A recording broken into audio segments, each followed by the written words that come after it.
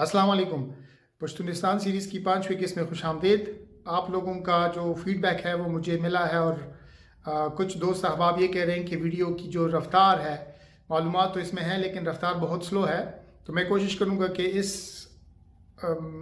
इस वीडियो में और इसके बाद जो आने वाली वीडियोज़ हैं उसमें जो गुफ्तगू का तरीक़ेकार है, जो अंदाज़ है, उसको थोड़ा सा तेज़ रखा जाए। अगर आपने अभी तक इस चैनल को सब्सक्राइब नहीं किया तो अज़राए करम आप ये सब्सक्राइब करें और अपने दोस्तों के साथ भी शेयर करें। तो 5वीं किस्त के अगर मैं आपको हल्का सा इसकी एक समरी दूं तो हम बात कर रहे हैं अफ़गानिस्तान और इंडिया के किरदार को। पश्तूनिस्तान सीरीज़ में असल में ये गुफ्तगू ही मोस्टली इन दो ममालिक के कोशिशों के उनके कैंपेन का एक अहाता करना है। ये देखना है कि उन्होंने किस तरीके से इस प्रोजेक्ट को, इस काज को टेकअप किया है और इस्तेमाल किया है। तो इसलिए हम जो भी गुफ्तगू करेंगे वो मोस्टली गुफ्तगू जो होगी वो इंडिया और अफ़गानिस्तान की ही होगी। इसमें ज़ाहिर बात है कुछ जो मकामी नेटिव पश्तूनिस्तान के साथ वाबस्ता सियासतदानान हैं, जो मिलिट्री, जो आम लोग थे, जो मुसल्लह अफराद हैं जिन्होंने इस काज के लिए जो लड़े हैं, जो पाकिस्तान की अथॉरिटीज़ की तरफ से जो रिस्पांस है उसको भी हम डिस्कस करेंगे। लेकिन मोस्टली ये जो सीरीज़ है इसमें आप देखेंगे कि इसमें ज़्यादातर हिस्सा इंडिया और अफ़गानिस्तान के किरदार के मुतालिक ही होगा। तो शुरू करते हैं। ये जो पहली तस्वीर आपको नज़र आ रही है ये एक तारीखी तस्वीर है। इसमें आपको अब्दुल समद अचकज़ई साहब नज़र आ रहे हैं, बादशाह खान नज़र आ रहे हैं, नेहरू नज़र आ रहे हैं, इंदिरा गांधी नज़र आ रही है, राजीव गांधी जो है वो बादशाह खान की गोद में है। लेकिन जिस शख्सियत के मुतालिक मैं आपसे बात कर रहा हूँ वो आपको बादशाह खान के बाएं तरफ बैकग्राउंड में खड़े एक कदावर कदामत शख्सियत हैं। शेख अब्दुल्ला उनका नाम है। नेशनल कॉन्फ्रेंस कश्मीर के रहनुमा थे और ये आप ऐसे समझ लें कि अगर कश्मीर के मसले पे ये इंडिया के साथ ना जाते तो कश्मीर को किसी सूरत वो पाकिस्तान से इल्हाक से नहीं रोका जा सकता था। जो कबाइलियों की वहाँ पे मुसल्लह जंग हुई कि जिसमें वो डोगरा और इंडियन फोर्सेस से कश्मीर को आज़ाद करवाना चाहते थे, वो शायद एक कंक्लूजन की तरफ चली जाती है अगर शेख अब्दुल्ला सियासी प्लेटफॉर्म को इस्तेमाल करते हुए इंडिया का और नेहरू का साथ नहीं देते। ये मैं नहीं कह रहा, ये बहुत अच्छे जो स्कॉलर्स हैं उनका ये नज़रिया है, उनका ये तज्जिया है। अरुंधति रॉय जो है उनका ये तज्जिया है। तारिक अली साहब जो हैं वो ये कहते हैं कि अगर शेख अब्दुल्ला इंडिया के साथ वो एक्सीड नहीं करते और वो, क्योंकि नेहरू ने उनके साथ वादा किया था कि हम यहाँ पे एक प्लेबिसाइड करवाएंगे, यहाँ पे एक रेफरेंडम करवाएंगे और मकामी लोगों के राय को जो है वो हम अहमियत देंगे। वो अलग बात है कि जब शेख अब्दुल्ला को इस्तेमाल कर लिया गया 3-4 साल के बाद 1951 में उनको जेल में डाल दिया गया और फिर वो आने वाले 10-15 साल तक वो मुख्तलिफ़ तरीक़ों से जेल में ही रहे।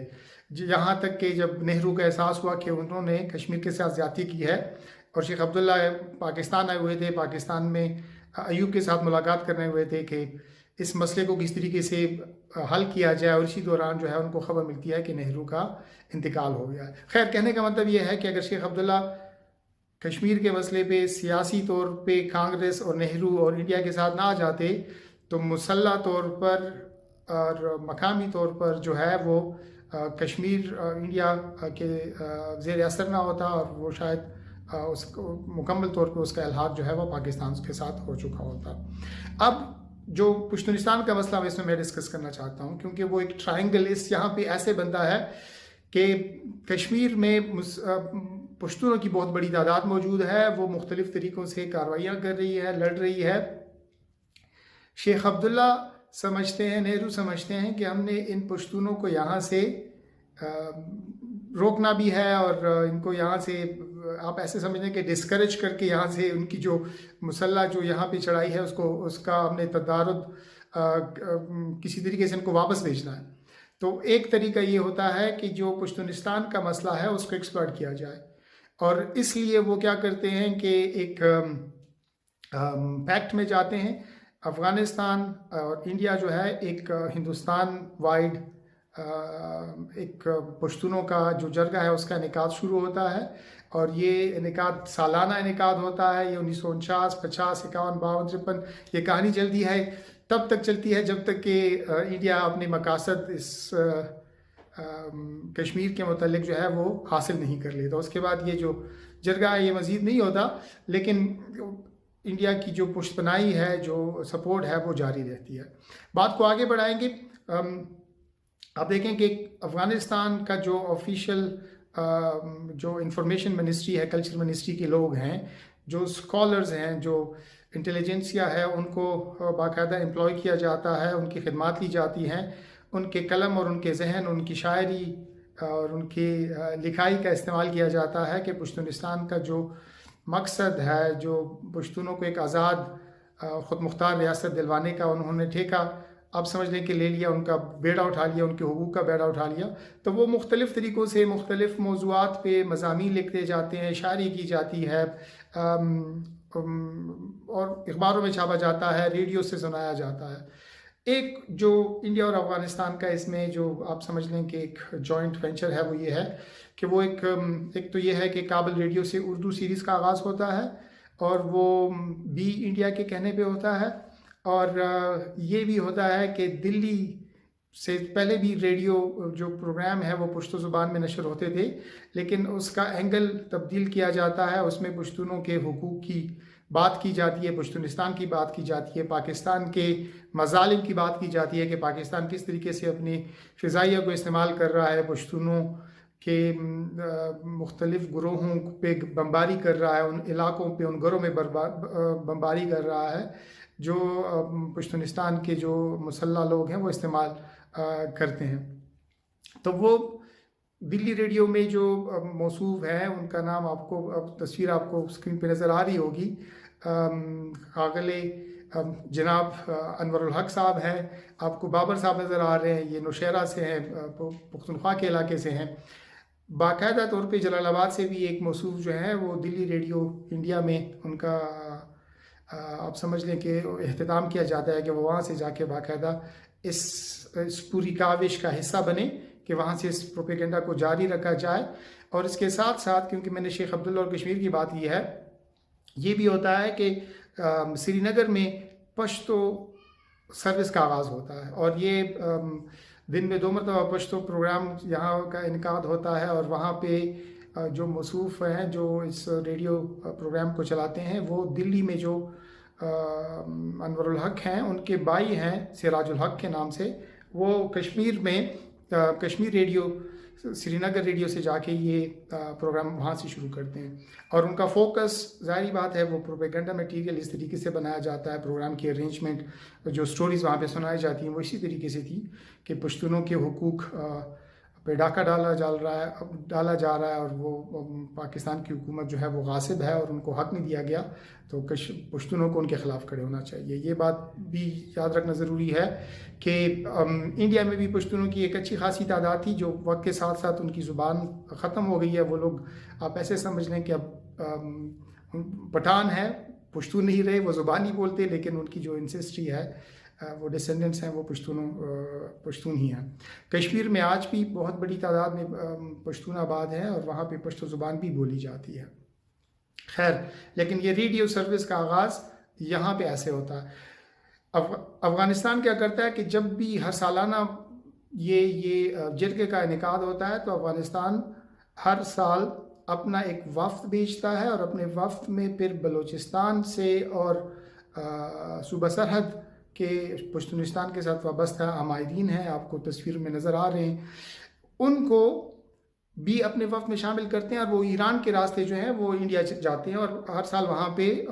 شرکت کرتے ہیں۔ اور شرکت بھی اس طریقے سے نہیں ہوتی ہے، وہ مطلب یہ ہے کہ ایک ایونٹ نہیں ہے کہ ایک ہی جگہ کیا جاتا ہے اور اس میں ہی تمام باتیں ہوتی ہیں، بلکہ ان کو ان علاقوں کا ٹور کروایا جاتا ہے جہاں پہ پشتونوں کی آبادی ہوتی ہے، وہاں پہ ان کے باقاعدہ میٹنگز ہوتی ہیں، وہ وہاں پہ مختلف لوگوں سے، مجموعوں سے خطاب کرتے ہیں، اور پشتونستان کا جو مقصد ان کے ذہن میں ہے کہ کس طریقے سے پشتونستان کا نقشہ ہونا چاہیے اور پاکستان سے کیسے ان کو آزادی ملنی چاہیے، اس چیز پہ بات چیت ہوتی ہے۔ شیخ عبداللہ بھی श्रीनगर से फ्लाई करके आते हैं और जो पश्तूनिस्तान का वफ्द है, जो अफ़गानिस्तान से आया हुआ वफ्द है, उनसे भी मुलाकात करते हैं। और उस मुलाकात में इस चीज़ पे बात होती है कि किस तरीके से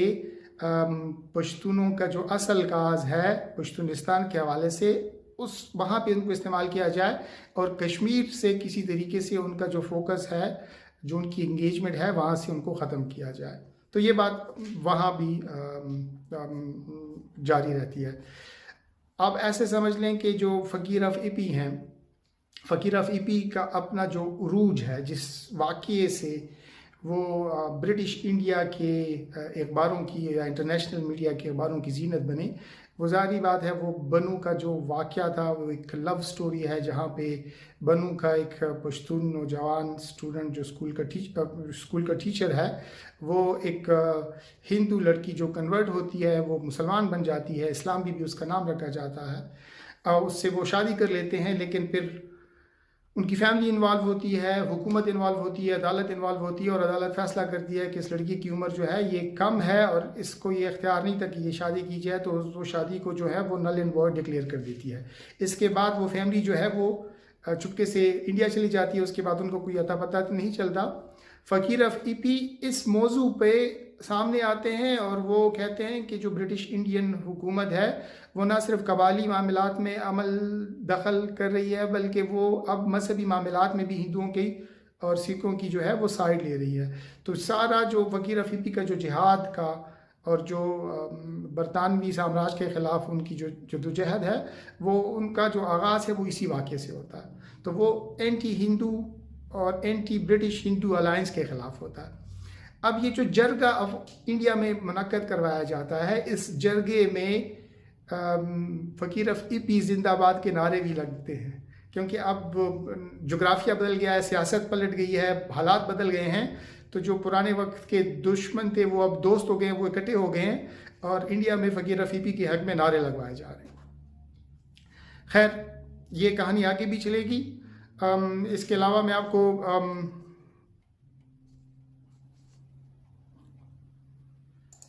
चंद तस्वीर आपके सामने आएंगी। एक आपको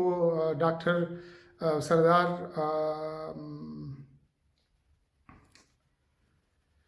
नजीबुल्लाह साहब नज़र आ रहे होंगे। सरदार नजीबुल्लाह साहब जो हैं वो अफ़गानिस्तान के एम्बेसडर हैं, और वो इस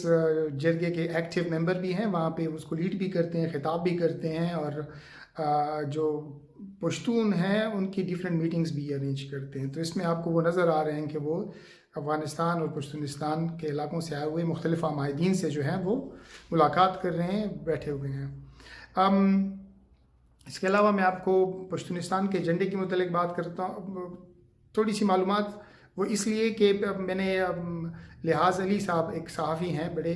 अच्छे, उनके साथ मैंने एक छोटा सा प्रोग्राम किया, और मुझे क्योंकि वो वक्त कम था, हम बहुत सारे मौज़ूआत पे बात करना चाहते थे, लेकिन मुझे ऐसे लगा कि एक वक्त पे उन्होंने कहा है कि पश्तूनिस्तान के झंडे का रंग जो है वो सफ़ेद था।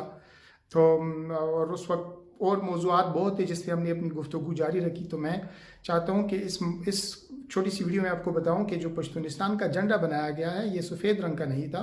पश्तूनिस्तान का जो झंडा है ये सुर्ख कलर का था, और ये जो सुर्ख कलर है ये खुदाई खिदमतगार और बादशाह खान सरहदी कांग्रेस पार्टी के झंडे के दर्ज से लिया गया है, वो उनका सोर्स है। मॉडिफिकेशन इसमें यह की गई है कि इसमें एक हिस्से पे ब्लैक काले रंग का एक स्ट्रिप बनाई गई है, और उसमें आपको सेंटर में नज़र आ रहा होगा कि पहाड़ हैं, और पहाड़ों से जो है वो सूरज तुलू हो रहा है, और उसके ऊपर अल्लाहु अकबर जो है वो लिखा हुआ है। और ये जो ब्लैक कलर है ये इनके जिन्होंने बनाया पश्तूनिस्तान की जो अमायदीन हैं, जो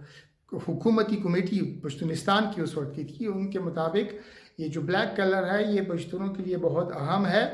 और ये मजहबी तौर पर भी अहम है। ये काबे के ग़िलाफ़ के रंग पर रखा गया है, और जो सुर्ख कलर है ये इनकलाब का रंग है। ब्लैक कलर जो है वो एक रिलीजियस उसकी कैनोटेशन है, और तब्दीली का एक नई सुबह जो है वो आगाज़ हो रहा है, जिसमें आपको नज़र आ रहा है पहाड़ से जो है वो सूरज तुलू हो रहा है और अल्लाहु अकबर लिखा हुआ है। پشتونستان کے لیے باقاعدہ ترانے لکھے گئے ہیں. آپ کو وہ ترانے بھی جو ہیں وہ نظر آ رہے ہوں گے, وہ پشتوں میں ہیں. وہ میں اگر کچھ آپ کو پڑھ کے سناؤں, میں یہاں سے پڑھ کے آپ کو سناتا ہوں. ساتوی پسروینو کل گلستان زمون دا پختونستان زمون دا پختونستان زمون سرگند بکری دنیا تبیا لور نمو نخان زمون دا پختونستان زمون دا پختونستان زمون دا زمون زیبا وطن دا مدن نیکمت فن غصب سرون گڑو مریب دخمنان زمون دا پختونستان زمون دا پختونستان زمون. کو بات بتا رہا تھا کیونکہ ایک نکتہ جو میں آپ لوگوں پہ واضح کرنا چاہ رہا ہوں وہ یہ ہے کہ افغانستان اور انڈیا کی جو دوستی ہے, یہ دوستی اصل میں پاکستان کے ساتھ جو ان کی مخالفت ہے وہاں سے اس کا آغاز ہوا ہے. کیونکہ کامن انٹرسٹ آ گئے ہیں, ان کو سمجھتا ہے کہ ریجنل پالیٹکس کی سچویشن یہ ہے کہ ان کو ایک دوسرے کے ساتھ کھڑا ہونا پڑے گا. تو آپ دیکھ رہے ہیں کہ یہ بات صرف میری اپنی تجزیہ کے حد تک محدود نہیں ہے, بلکہ انٹرنیشنل میڈیا میں بہت سارے لوگوں کو یہ بات بہت واضح ہے کہ پشتونستان کے مسئلے کو جس طریقے سے انٹرنیشنلائز کیے جانے کی کوشش ہے, پشتونستان کے مختلف عمائدین کے جو انٹرویوز چھپتے ہیں, ریڈیو پروگرامز ان کے ساتھ کیے جاتے ہیں, یا جس طریقے سے مختلف پروٹیسٹ اور میٹنگز ارینج کروائی جاتی ہیں, اس کے پیچھے ایک آرگنائز ایفرٹ موجود تھی. اور وہ جو ایفرٹ ہے یہ دو ممالک کی جوائنٹ ایفرٹ تھی, ان کی مشترکہ کوشش تھی. یہ جو آپ کو سامنے اب ایک ایکسپٹ نظر آ رہا ہے, اقتباس نظر آ رہا ہے, یہ ڈی شپیگل, یہ جرمنی کی ایک بہت مشہور میگزین ہے, اخبار ہے. انہوں نے جرمن لینگویج میں 1949 میں یہ باقاعدہ آپ کو نظر آ رہا ہوگا, جولائی 1949 لکھا ہوا ہے کہ یہ جو کوشش ہے, جس طریقے سے پشتونستان کی کوشش کے لیے آواز اٹھائی جا رہی ہے, اس کا ظاہری بات ہے جو فرق پڑ رہا ہے وہ کشمیر پہ پڑ رہا ہے. جتنا پشتونستان کا موضوع منظر عام پہ آئے گا, سامنے آئے گا, کشمیر کا ایشو جو ہے وہ بیک گراؤنڈ میں جائے گا. اور یہ صرف میڈیا کے حوالے سے نہیں ہے, ملٹری کے حوالے سے بھی ہے کہ پاکستان مجبور ہو گیا, کیونکہ افغانستان کی طرف سے کئی مرتبہ بلوچستان سے لے کر وزیرستان کے علاقوں تک مختلف جھڑپیں ہوئیں, اس میں کافی لوگ بھی مارے گئے. پاکستان کی طرف سے بھی فضائیہ کا بھرپور استعمال کیا گیا, ان کے خلاف استعمال کیا گیا. ہماری فضائیہ نے بھی ان کا جو بارڈر ہے اس کو کراس کیا اور افغانستان کے اندر جا کے مغلقئی کا جو علاقہ ان کی جو بارڈر آؤٹ پوسٹ تھی اس کو بوم کیا. ان کی طرف سے بھی باقاعدہ یونیفارمڈ اور نان یونیفارمڈ لوگوں کو بھیجا گیا, ٹرین کیا گیا, ان کو پیسے دیے گئے, ان کو مٹیریل دیا گیا, ان کو پروپیگنڈا مٹیریل دیا گیا, ان کے لیے اخبار چھاپے گئے, ان کے لیے ان کے نام سے بہت ساری چیزیں چھاپی گئیں. تو یہ بات بہت واضح ہے کہ پشتونستان کے مسئلے کو انڈیا نے کشمیر کی وجہ سے اس کا استعمال کیا, اور اس وجہ سے وہ پشتونستان کے ساتھ کھڑے ہوئے. اس کے علاوہ ایک نقطہ اور بھی ہے کہ وہ سمجھتے تھے کہ باچا خان کانگریس کے ممبر ہوتے ہوئے وہ سمجھتے تھے کہ وہ ان کی مدد کر رہے ہیں. تو یہ دو ایک بہت چھوٹا نقطہ ہے, کیونکہ کانگریس نے خود ہی ان کو کہا کہ ہماری طرف سے آپ کی کوئی ہیلپ نہیں کی جا سکتی, آپ اپنے لیے جتنی آواز اٹھا سکتے اٹھائیں, لیکن ہم آپ کی کوئی مدد نہیں کر سکتے. خیر, میسج آپ کے لیے آپ کے سامنے واضح ہے. آگے والی سیریز میں کسی اور موضوع پہ اس پہ بات کریں گے. تب تک کے لیے اللہ حافظ.